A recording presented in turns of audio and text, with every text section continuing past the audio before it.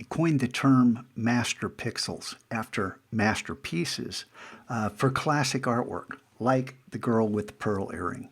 Now, why is this so small?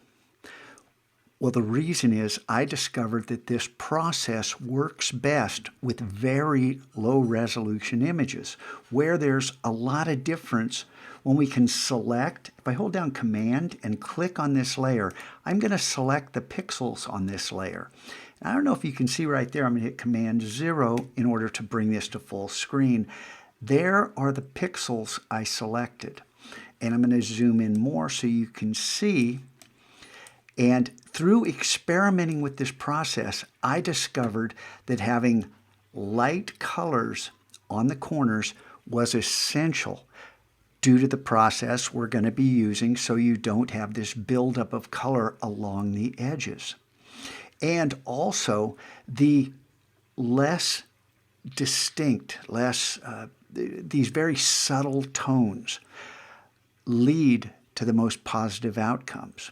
And I'm going to take you through the process by which these 100 pixels, 10 pixels by 10 pixels, become, like I told you before, this is over 3.6 million pixels. And the geometry here is all derived from the geometry of these pixels because they are squares.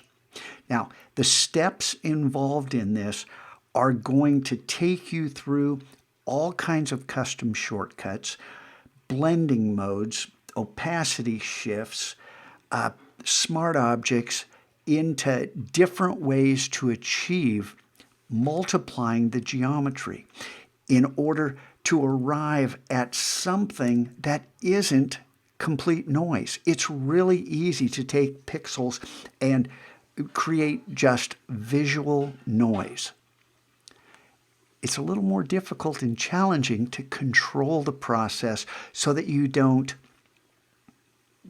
just destroy the visual integrity of what you're trying to create, what you're trying to achieve. So, step by step, I'm going to walk you through this process. The shortcuts I introduce, the processes I share with you, I am just going to use them the rest of the year. So it's in your best interest to work your way through this, even if this outcome isn't to your liking, that this idea that you can transform something so simple into something so complex is of little interest to you. Well, the rest of the year, I'm going to be using these shortcuts.